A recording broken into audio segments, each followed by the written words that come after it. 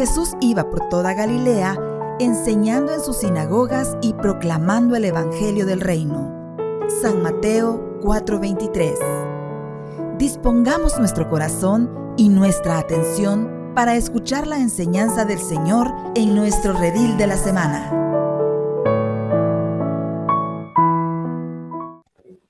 Este día vamos a ver lo que es el pecado. Vamos a entregarle el momento al Señor en el nombre del Padre, del Hijo y del Espíritu Santo. Amén.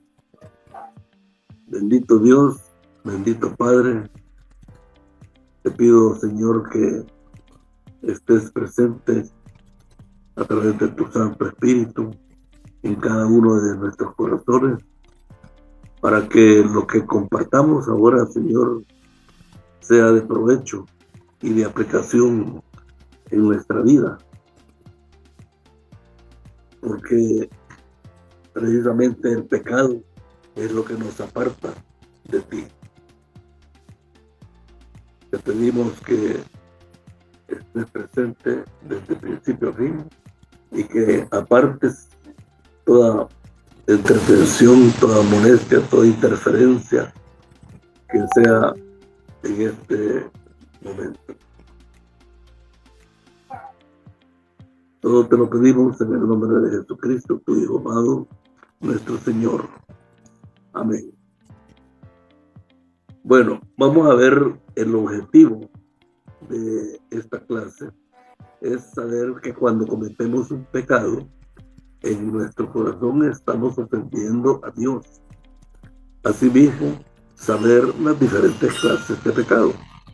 Porque no solo es un pecado, como dicen, bromeando, hay pecadotes y hay pecadillos. Pero realmente hay diferentes clases de pecado, según la magnitud. Les voy a compartir una motivación para que entre en el contexto de la clase.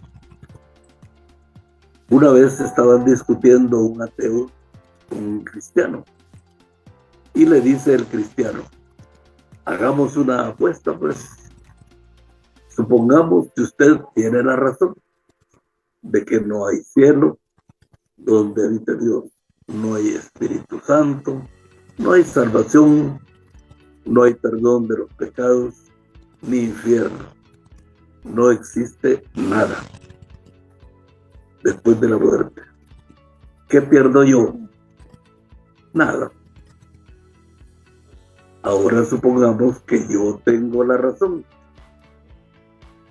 ¿Qué pierde usted si hay realmente salvación, si el Espíritu Santo nos perdona, si hay infierno, verdad? ¿Qué pierde usted? Le dice. Todo. Así que, mis hermanos, con eso en mente, vamos a comenzar haciendo un resumen de la clase anterior.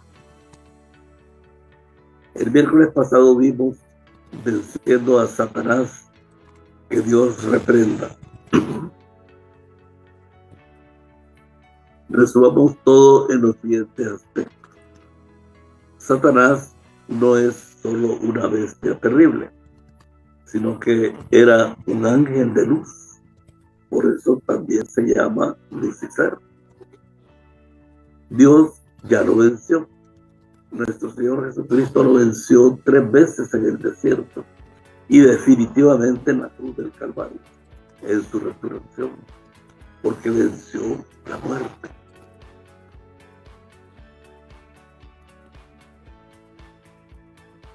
Las armas que nosotros tenemos nos las da San Pablo en Efesios 6, versículos del 10 al 20, que son mantenernos revestidos de la verdad, estar listos para salir a anunciar el mensaje de la paz o de la salvación, tener fe como escudo,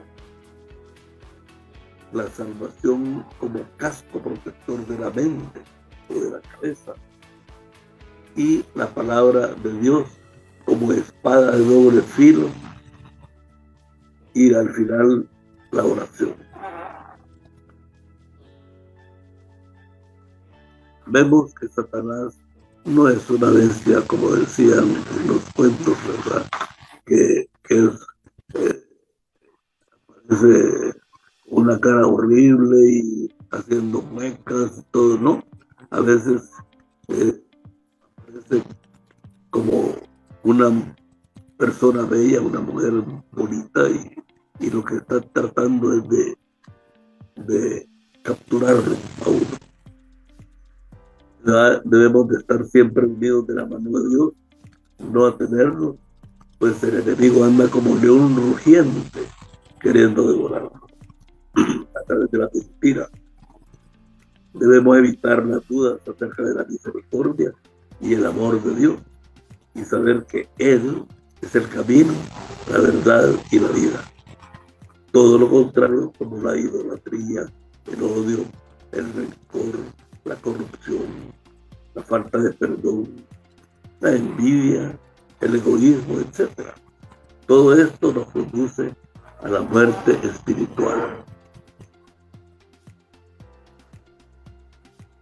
Por lo tanto, nuestra lucha es que debemos de vivir en gracia, santificarnos cada día con obra buena, ¿verdad? Vivir los sacramentos y los sacramentales, visitar el Santísimo, la oración diaria, usar en todo momento el don de discernimiento que nos da el Espíritu Santo. Fíjense que yo hace ya unos 8 años me llamaron de la parroquia La Transfiguración para que fuera ministro de la sacristía,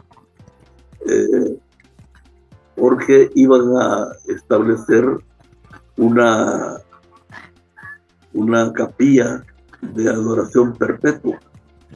Ya había una capilla, pero se abría únicamente a las horas de la misa. Pero la idea era hacer una capilla de adoración perpetua que funciona y está abierta las 24 horas, ¿verdad?, del día. Y gracias a Dios, pues estuve 3 años como ministro del Santísimo, y armamos 4 turnos. Uno temprano de la madrugada hasta las 8 de la mañana, el otro de las 8 a las 12, el otro en la tarde de las 12 hasta las 5 o 6 de la tarde, y el otro otra vez ir a parar hasta las 12 de la noche. Nos costó hallar personas que tuvieran ese valor, esa paciencia, esa entrega de ir, sobre todo en las horas de madrugada, porque también acuérdense que estábamos en otro tiempo de más peligrosidad.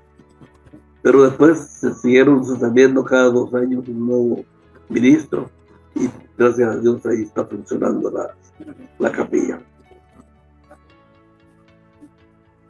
Hoy vamos a ver otro tema que es, como decíamos al principio, el pecado. Según la Biblia, pecado es toda ofensa a Dios. El pecado se levanta contra el amor de Dios que nos tiene y nos aparta de Él. El pecado original fue la desobediencia, una rebelión contra Dios por la mentira de Satanás, que Dios reprenda, de que iban a ser como dioses, pretendiendo determinar el bien y el mal, habiéndole creído más al padre de la mentira. Por eso escogimos como cita lema esta de el Génesis 3, 5, 6, que dice, el enemigo le dice a Eva: Dios sabe muy bien que cuando comáis del fruto de ese árbol, podréis saber lo que es bueno y lo que es malo, y que entonces seréis como Dios.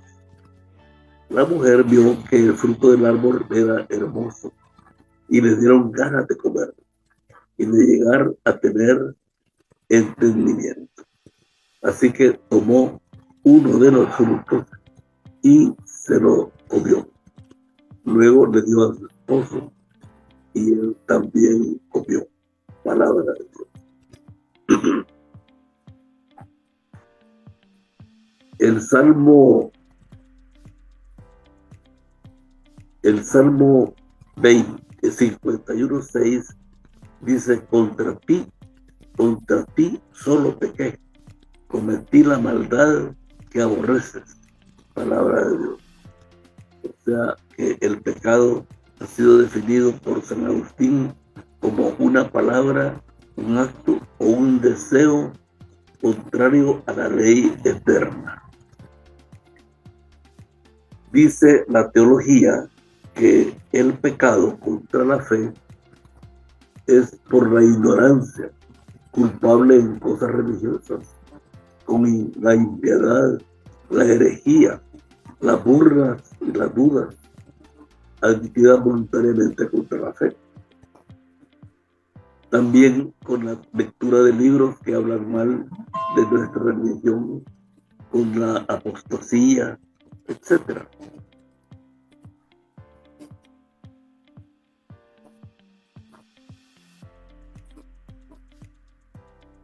En Eclesiásticos 51:23 podemos ver que dice: gente ignorante, venid a mí y vivid en mi escuela. Palabra de Dios. O sea, la escuela es la lectura, la oración permanente. Y hay libros como este de Bertrand Russell que se llama ¿Por qué no soy cristiano? Y él hace su teoría sobre lo que es el ateísmo. Y luego también Mahatma Gandhi, un gran hindú que lideró a su pueblo del sojuzgamiento que no tenían los británicos, decía: este no es libro, sino que es un dicho, una palabra, una frase célebre, que dijo: amo a Cristo, pero detesto a los cristianos. ¿Por qué lo habrá dicho? Ya ustedes se pueden imaginar. Se peca contra la esperanza por la desconfianza en Dios, cuando no se espera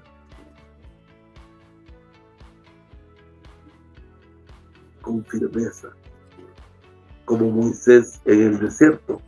Eso lo narra Éxodo 35:19, que tal vez recuerdan ustedes esa lectura.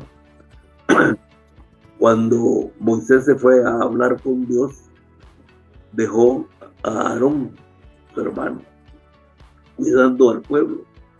Pero el pueblo se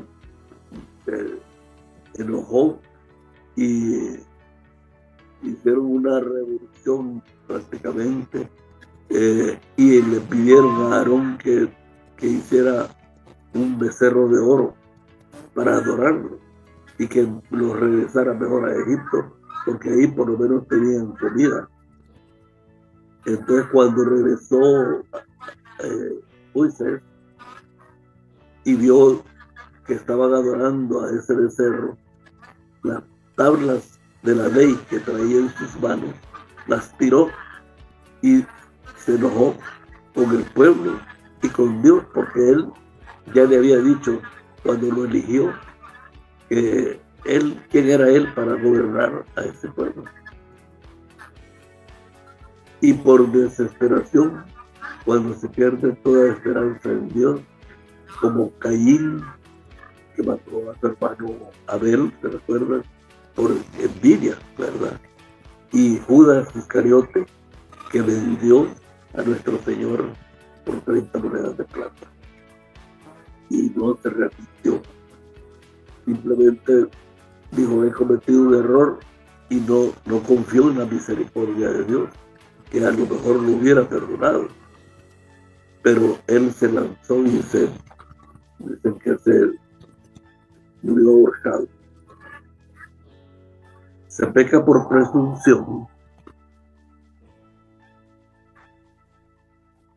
cuando uno se expone al peligro sin razón, con la esperanza de que Dios lo salvará y por una confianza temeraria en Dios. Cuando sin temor se sigue pecando o se pospone la conversión, atendiendo a que Dios es misericordioso. Fíjense que eso le pasa muchas veces a uno, que cree que, como vimos en el retiro, que Dios es un viejito borrachón, ¿verdad? Y Él me va a perdonar cualquier pecado, así que mientras puedo, sigo pecando, ¿verdad? Y sin ningún temor. O cuando uno invita a los amigos, a la familia, a un retiro. No, hombre, no tengo tiempo ahorita, yo estoy trabajando, estoy muy ocupado, o estoy estudiando, no tengo tiempo para eso. O sea, no tienen tiempo para Dios. Y eso es una falsa idea, ateniéndose a que Dios es misericordioso.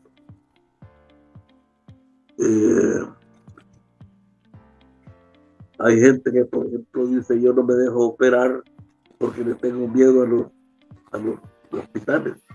Uno agarra bacterias o no sale bien la operación, me quedo en la anestesia, en fin. Y yo le he pedido a Dios y yo sé que Él me quiere y me va a componer. Es atenerse a que Dios lo va a sanar así, nomás sin pedirle de corazón, como podría ser también, porque Dios sí lo puede sanar, pero en otras condiciones. Se peca contra la caridad o el amor de Dios por los pecados opuestos, por el odio a Dios, por la ingratitud contra su beneficio, y nos quejamos de sus divinas disposiciones cuando nos afectan.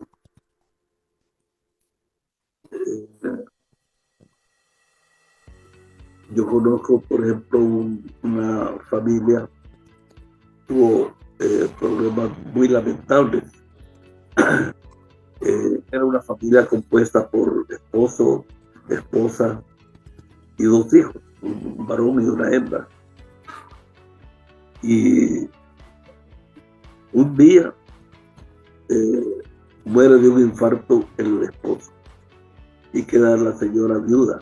Y los dos eran muy entregados a Dios. Y resulta que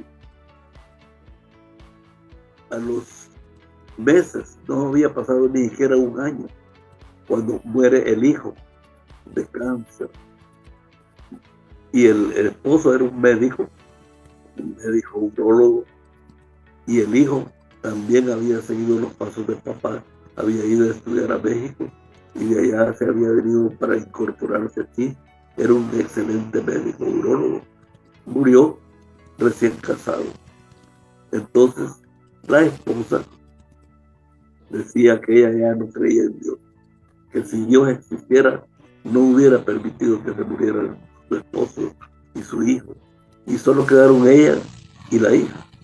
Y nosotros, que éramos muy allegados, tratábamos de decirle: mira, pues de algo lo libró Dios. En Sabiduría 4 siempre dice que sobre la muerte del cristiano joven, ¿verdad?, que lo libra de algo el Señor.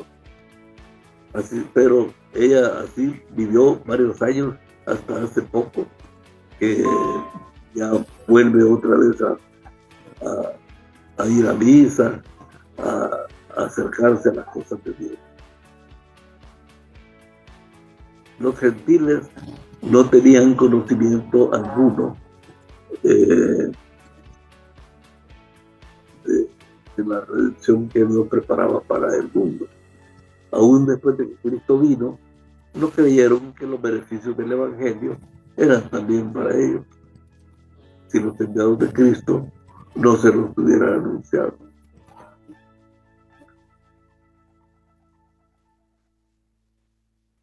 Sin Cristo significa tinieblas, en pecado bajo condenación, sin consuelo, sin vida. Así estábamos antes de conocerlo. Así está el pecador que aún no lo recibe.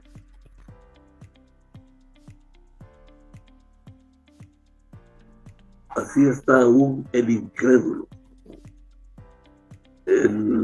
sin esperanza. Para él la misma vida aquí no es segura. Creen que después de la muerte no hay tinieblas. Y cuarto, la esperanza del cristiano es gloriosa, es vida eterna, santidad, gozo, compañía, hogar celestial, poder, en fin, todas esas cosas y esperanza basada en la promesa de Dios y de Cristo, segura y fiel, que alienta, alegra, da vida y fuerza. No se acaba con la muerte. ¿Se recuerdan del ateo con el cristiano? El ateo creía que todo acababa con la muerte y el cristiano le decía que no. Y le ganó la apuesta. El profeta Isaías dice: pero nadie ha hecho un arma que pueda destruirte. Dejarás callado a todo el que te acuse. Esto es lo que yo doy a los que me sirven. Victoria. El Señor es quien lo afirma. Palabra de Dios. Y esto del Antiguo Testamento lo confirma San Pablo en la segunda carta a los Corintios, 10:4, que dice que las armas que usamos no son las del mundo, sino que son poder de Dios, capaz de destruir fortalezas. Palabra de Dios.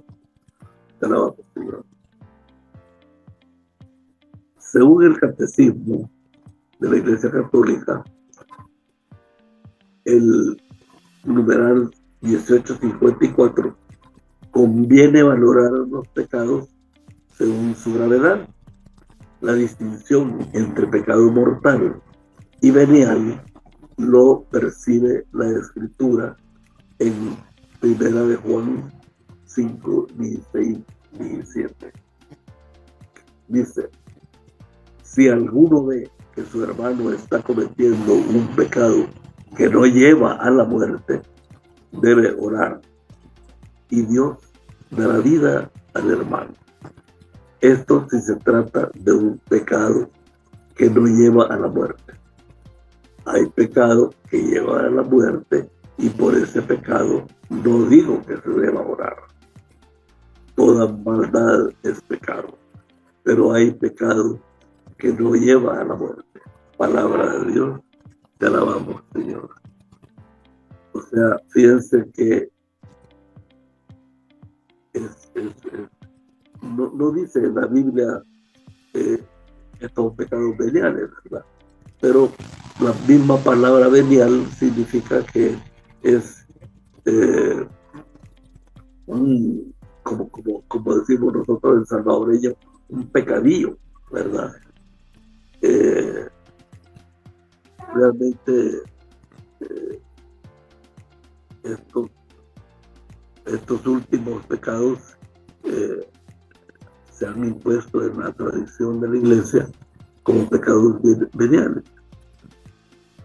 Ahora, siguiendo con el Catecismo, en el numeral 1855 dice: el pecado mortal destruye la caridad en el corazón del hombre por una infracción grave de la ley de Dios. Aparta al hombre de Dios, que es su fin último y su bienaventurado, prefiriendo un bien inferior y pasajero. Y el 1857 dice: para que un pecado sea mortal se requieren 3 condiciones. Primera, es pecado mortal lo que tiene como objeto una materia grave. O sea, no, como decimos, no es un pecadillo así cualquiera, ¿verdad?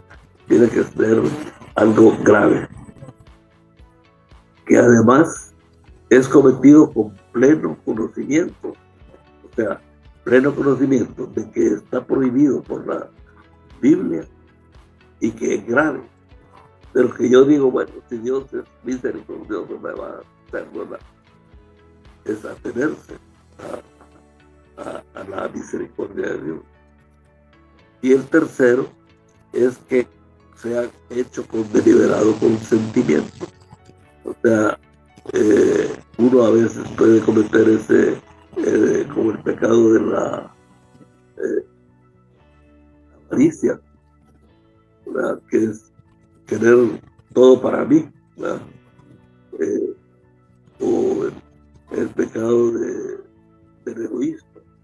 El egoísmo es el que no puede ver, como dicen, ojos bonitos en cara ajena, ¿verdad?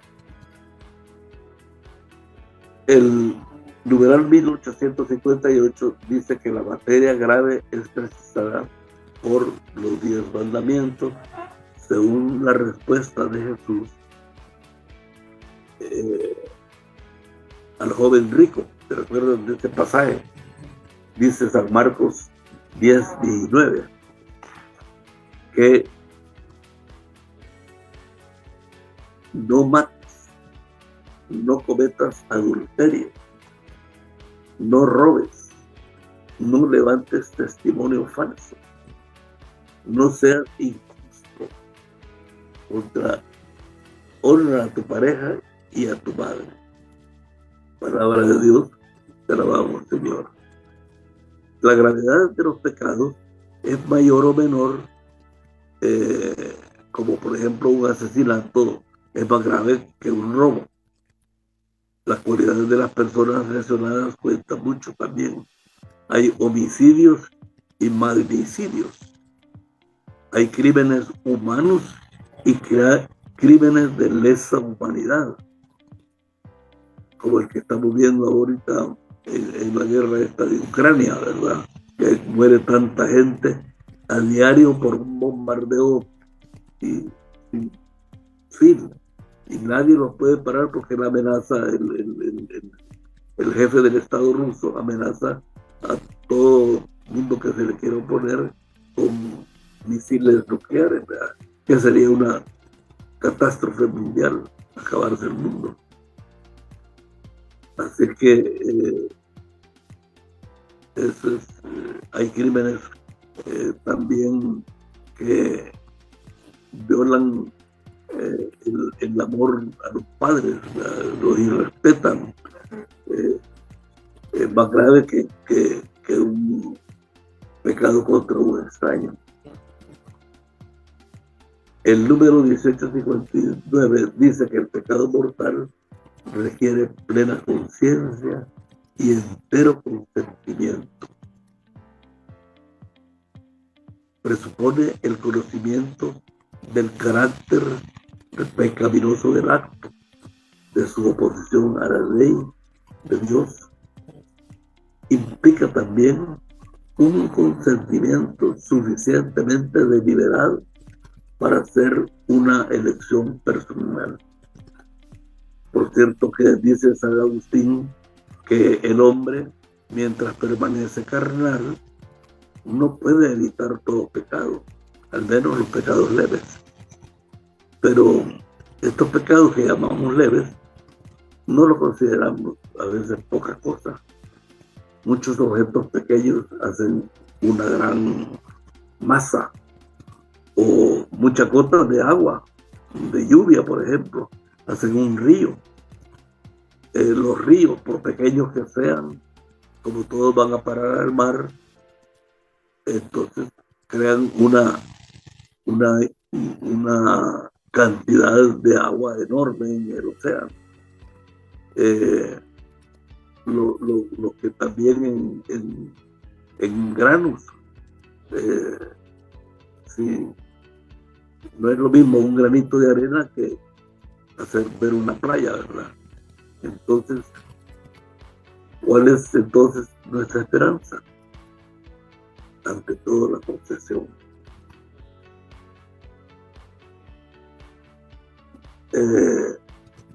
18:64 dice: todo pecado y blasfemia será perdonado a los hombres, pero la blasfemia contra el Espíritu Santo no será perdonado.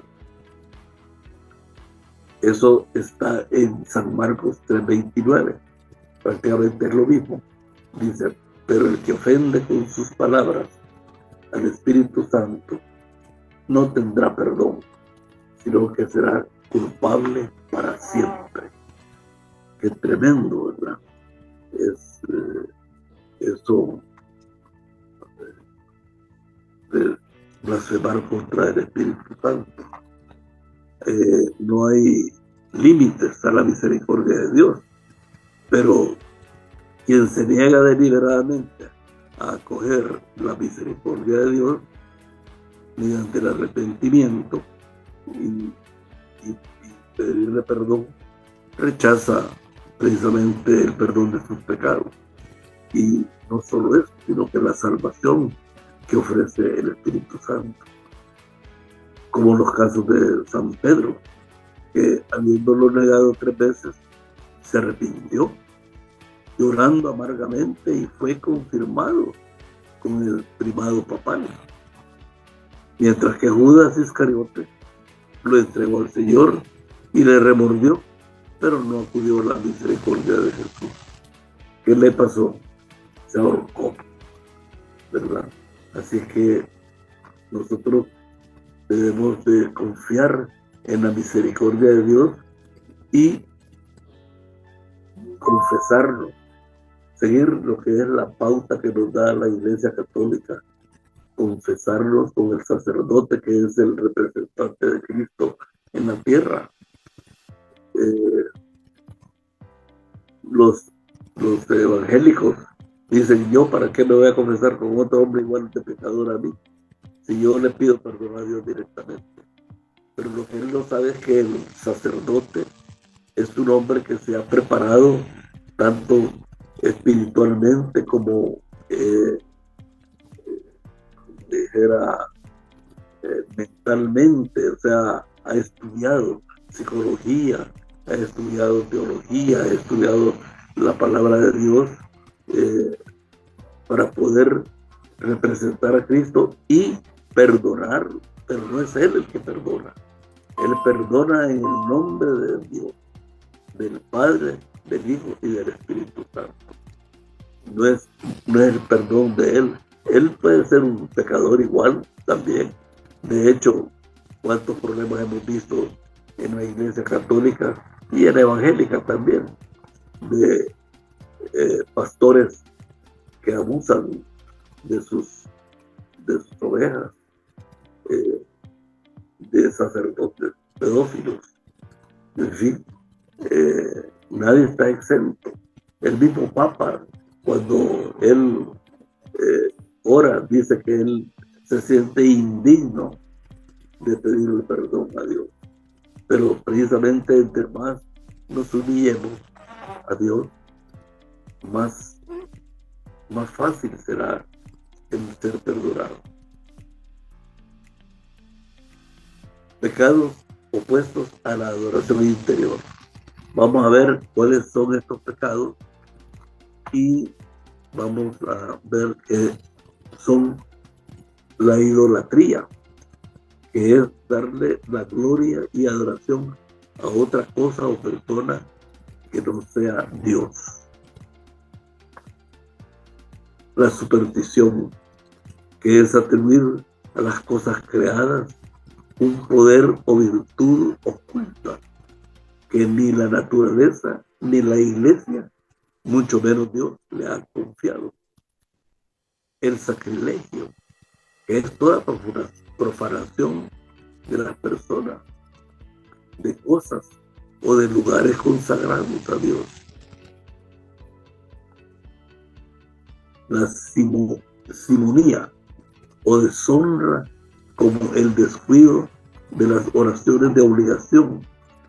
Ustedes saben que están las oraciones diarias, ¿verdad?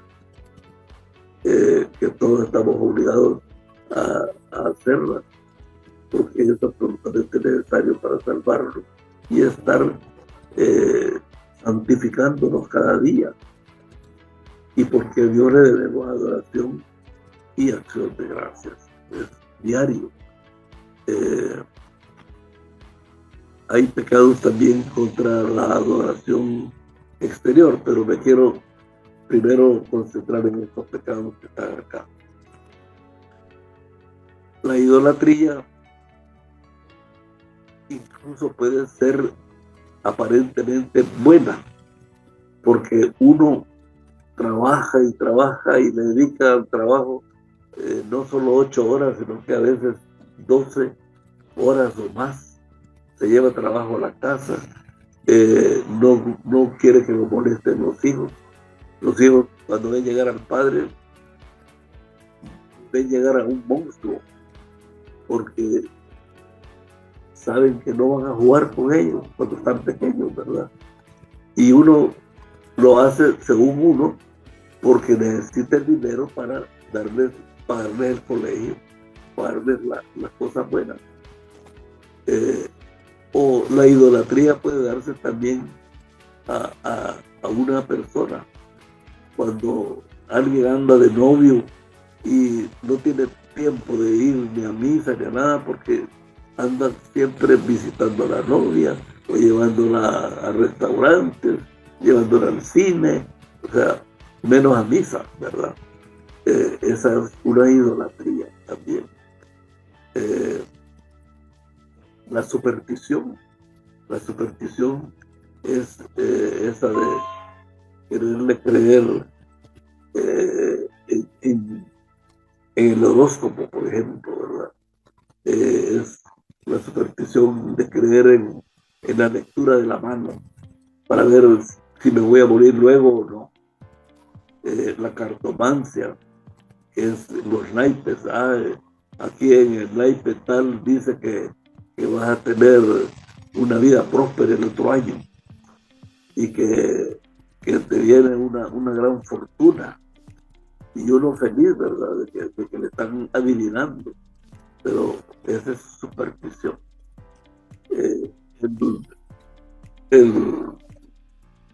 El no salir un martes 13, porque el martes 13 es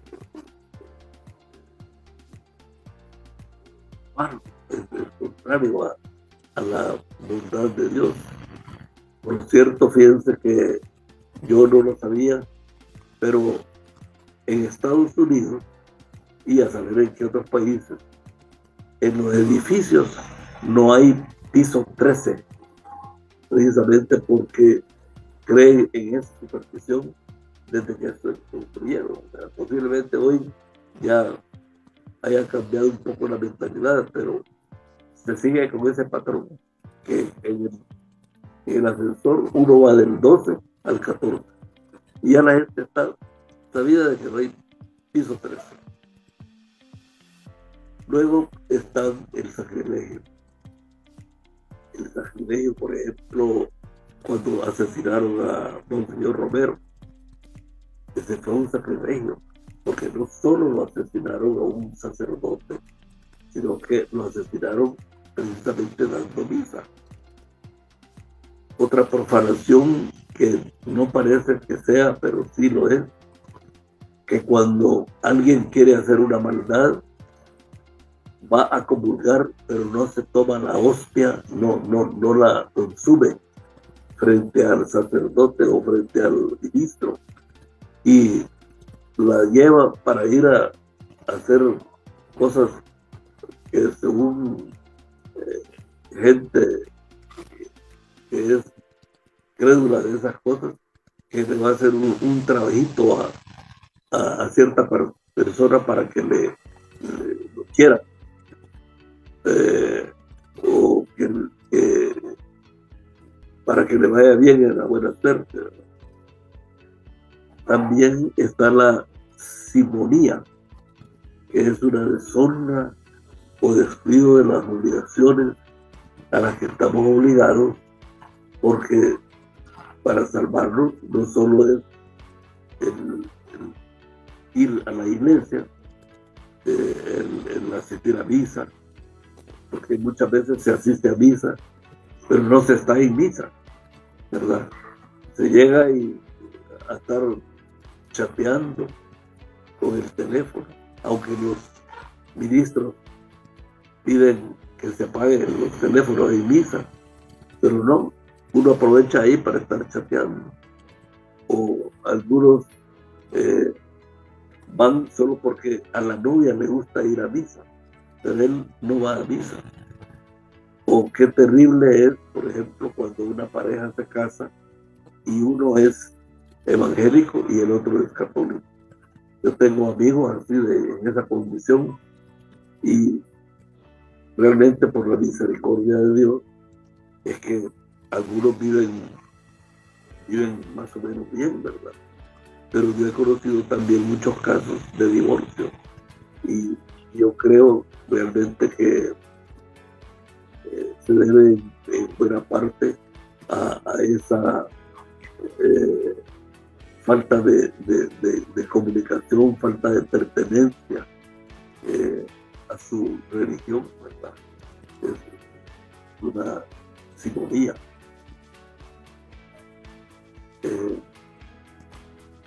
Vamos a ver ahora los pecados contra la adoración exterior. Se peca cuando no se asiste a la misa de presente, o si no, como dije yo antes, se asiste a la misa sin reverencia, y también a otros actos religiosos. Ahora, dentro de lo que es la gama de pecados están los pecados capitales, aunque eso en las próximas clases lo vamos a ver más a fondo. Pero los pecados capitales son, ¿por qué se le llaman pecados capitales? Algunos de ustedes posiblemente ya lo saben, pero yo mismo al principio decía, capitales quiere decir que son como matar, como el adulterio, como robarle a alguien también que ya no tenía nada más que lo que le robaron, o asesinar a una mujer, a un niño, lo del feminicidio que está de moda hoy en el mundo entero. Pero se llaman capitales porque generan otros pecados y otros vicios. Porque, por ejemplo, lo que es el licor es un vicio que lleva a la degradación del hombre o de la mujer. También la drogadicción, como da lástima, a mí me da lástima ver a esos miles de jóvenes que están presos por el gobierno, porque realmente al final están haciendo bien el gobierno en tenerlos ahí songados, presos, incomunicados, pero son gente que ya no si lo sueltan, son los que andan renteando, son los que andan asaltando, matando, en fin. El término capital no se refiere a la magnitud del pecado, sino a que da origen a muchos otros pecados. Por eso es que es tan tremendo. Por ejemplo, los pecados capitales provienen de la concupiscencia, que es la inclinación de la naturaleza humana hacia el pecado.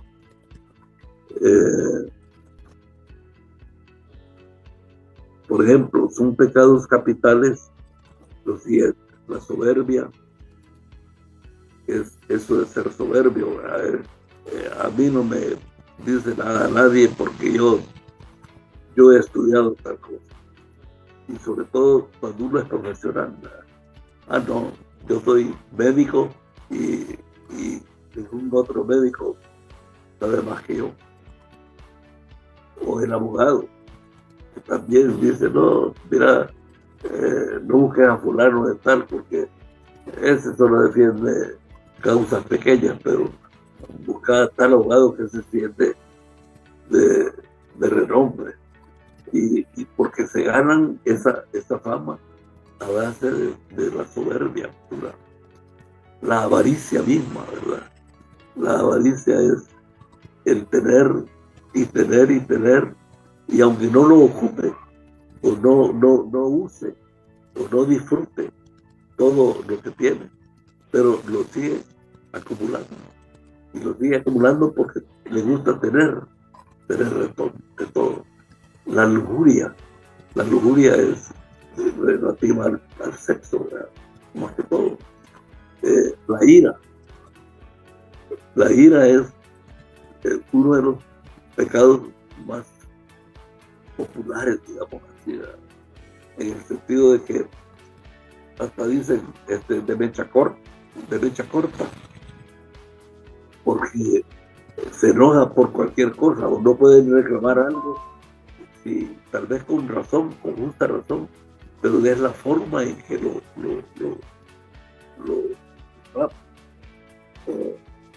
alguien dice,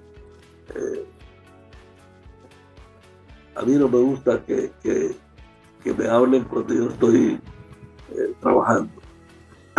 ¿Y cómo no le van a hablar? Si hay razones de hablarle de la casa, de la esposa, el esposo, el hijo, al papá, se enoja. Dicen dicho que no es el insulto el que dispara un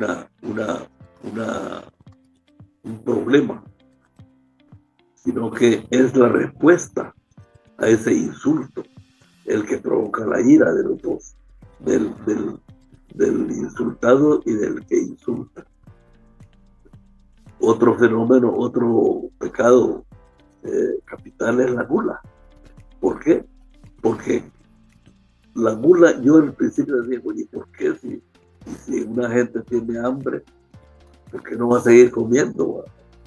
Pero no, la verdad es que dice San José María Escrivá de Balaguer que cuando una persona come hasta rebalsar y quedar súper satisfecho, que se recuerde que hay muchos que no comen ese día. Entonces, siquiera por esa conciencia de compartir el alimento, no debería de existir la gula, porque la gula precisamente nos lleva posiblemente a la soberbia o a la avaricia o cualquier otro pecado, a ser insensato. La envidia es otro pecado capital. A veces uno tiene su carrito bueno, pero si ve que el vecino o el hermano de la comunidad tal tiene un carro nuevo, dice, mejor ese que no es ni médico y yo soy médico, o este que trabaja ahí en una compañía chiquita y yo que trabajo en esta empresa grande no puedo tener ese carro. O sea, la envidia. La pereza es otro pecado capital. ¿Por qué? Porque la pereza lo lleva a uno a no trabajar, a conformarse con que otro lo sostiene, que otro le va a ayudar, que la familia. ¿Sí? Son las 7 pasiones del alma que la tradición eclesiástica ha fijado como generadores de pecados más graves, como la aselgia o lascivia pura y desvergonzada codicia. ¿De dónde provienen los pecados capitales? Hoy solo veremos la concupiscencia, que nos hace tender o preferir lo placentero y evadir lo más exigente o doloroso. Es una de las consecuencias del pecado original. ¿Tiene remedio la concupiscencia? Aparentemente dice uno, no, Dios, no hay persona que no sea pecadora. Pero por supuesto que sí. Dios nos da todas las gracias y más de las que necesitamos para vencer la tentación, el pecado y lo que la concupiscencia nos presenta como agradable, bueno y necesario. En Romanos 7, 15 al 19 nos dice: no entiendo mis propios actos. Y esto lo dice San Pablo, imagínense. No hago lo que quiero y hago las cosas que detesto. Ahora bien, si hago lo que no quiero, reconozco que la ley es buena. No soy yo quien obra el mal, sino el pecado que habita en mí. Quiero decir, en mi carne. Puedo querer hacer el bien, pero hacerlo no. De hecho, no hago el bien que quiero, sino el mal que no quiero.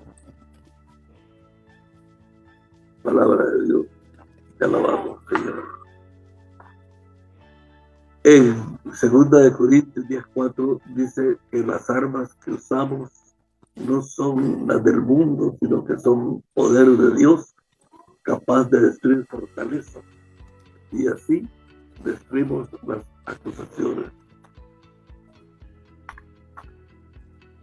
El Salmo 5:9 dice: ellos nunca hablan con sinceridad, están corrompidos por dentro, sepulcro abierto de su garganta, su lengua es mentirosa, tus labios esconden veneno de víbora. Palabra de Dios.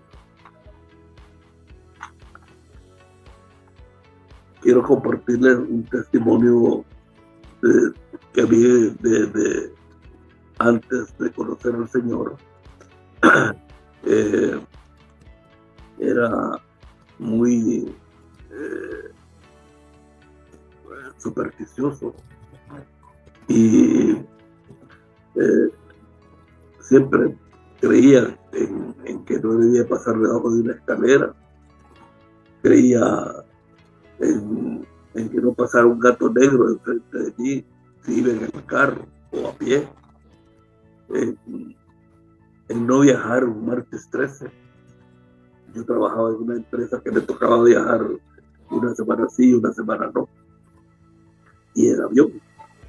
Pero yo, si en el horóscopo decía que no viajara los de este signo, porque podía haber un desastre, yo decía, que se me va a venir el avión en que voy a ir, y mejor no viajaba, ¿verdad?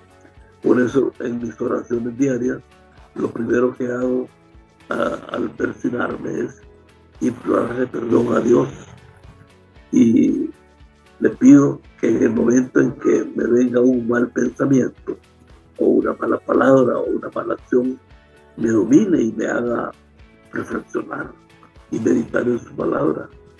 Como ustedes saben, es tan difícil debido precisamente a nuestra concupiscencia, que es íntima, que es esa inclinación al mal.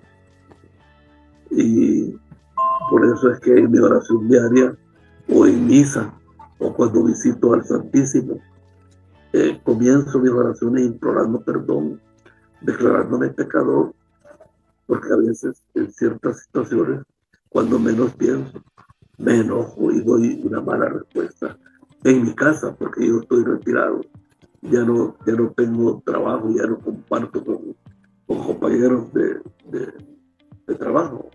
Lo que sí se me quitó desde que tomé mi retiro es la superstición, porque yo, como les decía al principio, era muy supersticioso. Y ahora pues ya esas cadenas que mandan por internet, por WhatsApp, ya yo no las repito. Dice en Deuteronomio 18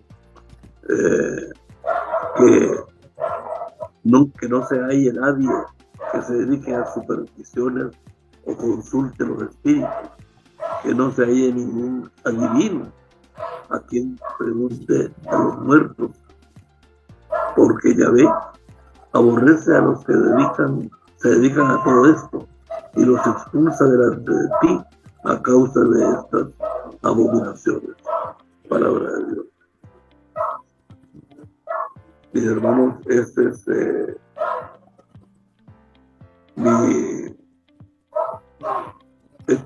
mi testimonio, y quisiera saber si hay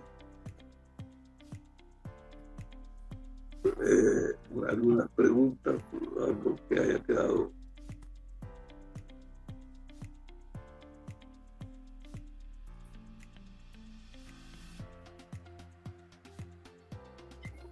Buenas noches a todos. Solamente exhortarlos a no faltar a la próxima clase, porque es continuación. Vamos a ver a detalle estos pecados capitales de los que nos ha hablado José Ernesto esta noche.